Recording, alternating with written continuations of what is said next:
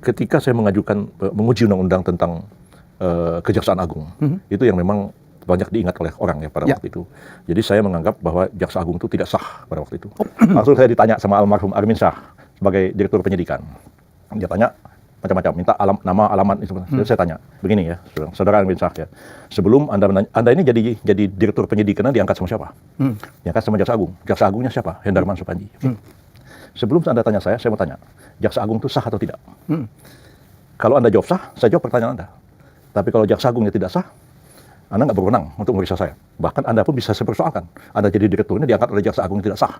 Sekarang Hendarman bilang, kalau justru mengatakan saya tidak sah, ayo kita buktikan di pengadilan. Saya bilang, saya ini sedikit-sedikit saya preman Betawi juga. Ente jual, aneh beli. Saya bilang, kita lawan di pengadilan. Besok saya lawan di MK, kalah mereka. Dari mana ketidaksahan Jaksa Agung waktu itu, Pak? Begini, singkat cerita, kabinet SBY itu di tengah jalan, Jaksa Agung kan Abdurrahman Saleh, ya, digantilah sama si Hendarman Supanji. Nah, jadi Hendarman Supanji itu PAW antar waktu menggantikan si Abdurrahman Saleh. Sampai akhir masa jabatan SBY yang pertama. Jabatan SBY yang kedua, dilantiklah anggota kabinet yang baru. Jaksa Agung tidak ada dilantik. Nah, diteruskan? Tidak ada dilantik. Ya? Nah, lantas pernah ditanya sama DPR, Pak Hendarman, Bapak itu dilantik nggak sebagai Jaksa Agung? Untuk jabatan yang baru? DPR. Ya, DPR, nah, ya. Karena dia jadi Jaksa Agung langsung, tanpa pernah dilantik, tanpa ada SK. Nah, katanya, ya saya begini, kata Hendarman waktu itu. Setelah selesai pelantikan kabinet, salam-salaman. Terus Pak SBY, ya tepuk-tepuk bahu saya. Pak Hendarman, Bapak tetap Jaksa Agung ya? Ya saya pikir ya saya tetap Jaksa Agung, kata Hendarman. Itu yang saya lawan di MK.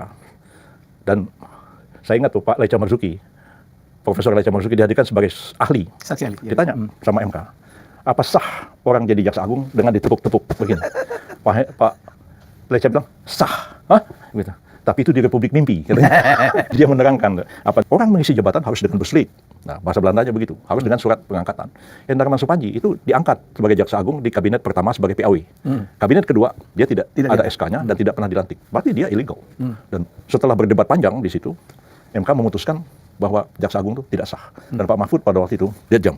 Sekarang ya, tanggal ini dibilang, jam 2:30, Republik Indonesia tidak punya Jaksa Agung lagi. Tok, diketok palungnya. Sore itu saya challenge SBY, berhentikan Hendarman itu. Kalau enggak, saya bilang, tidak akan hadap.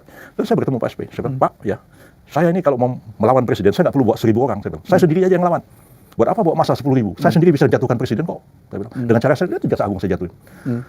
Masih Denny Indrayana nih, masih bela-belain dengan Pak Sudi, macam. Akhirnya ya, saya datang ke Pak SBY.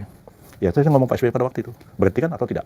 Kalau tidak, saya akan menerus, saya akan melawan presiden dengan cara saya sendiri. Besoknya diberhentikan.